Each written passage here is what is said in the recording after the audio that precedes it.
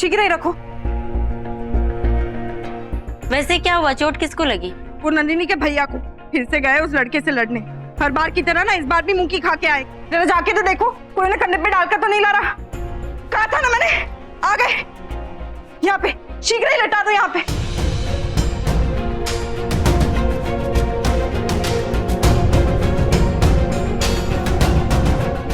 आप ठीक तो है ना? देखिए मुझे पता था आप फिर से ना पिट के आएंगे उस लड़के से, इसलिए मैंने ना तीनों के तीनों लेप ना तैयार रखे हैं। चीखेगा मत। जब जानते हो उससे ध्वन बस की बात नहीं तो उसके सामने गए ही क्यों? भैया, भैया आपको बहुत पीड़ा हो रही है ना? नंदिनी, पीड़ा और योद्धा का तो जन्म जन्म का रिश्ता है। नंदिनी, मुझे तुमसे कुछ और बात करनी है। एकांत। क्या हुआ भैया? नंदिनी, मैं अच्छे से जानता हूँ कि तुम्हारे और मलय केतु के बीच में क्या हुआ। पिता महाराज ने मुझे सब बता दिया और उन्होंने मुझे यह भी कहा है कि वो जल्द ही तुम्हारी सगाई उससे तोड़ देगी। नंदिनी, मुझे भी यही उचित लगता है, पर एक और बात है नंदिनी जो तुम नहीं जानती। नंदिनी, हमारी सेना दुर्बल पड़ रही। यदि इन 2 युद्धों में मलय केतु ने हमारी सहायता नहीं की होती तो पराजय निश्चित थी। नंदिनी, वो 2 बार हारा और वो फिर आएगा। वो तब तक आएगा जब तक वो मारा नहीं जाता या वो मगध पर विजय ना पाले। और इस समय पर्वतक राज्य के अलावा कोई हमारे पक्ष में नहीं। नंदिनी, यदि ये सगाई टूटी तो पर्वतक और मगध की ये संधि भी टूट जाएगी और वो बहरूपिया चंद्र मगध पर अपनी विजय पालेगा। अब मगध का भविष्य तुम्हारे हाथ में है नंदिनी।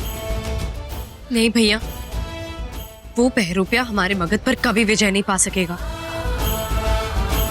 मैं मलय केतु से ही विवाह करूंगी।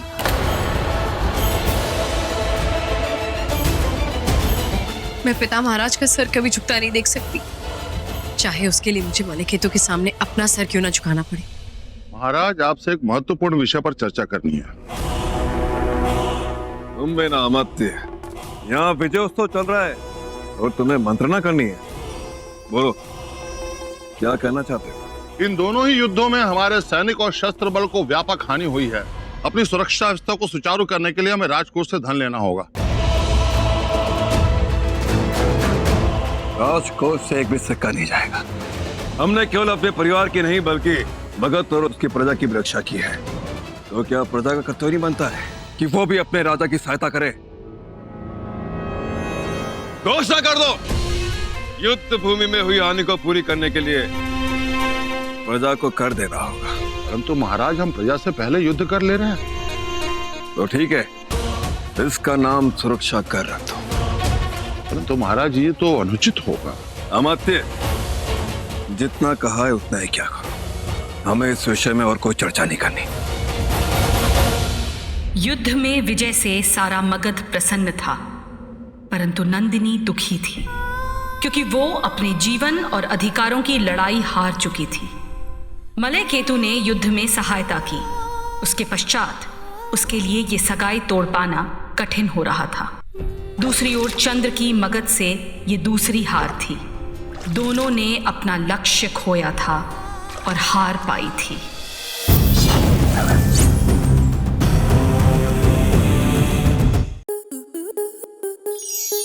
स्टार प्लस के ऐसे ही और बेहतरीन लम्हे देखने के लिए सब्सक्राइब करें हमारे YouTube चैनल को।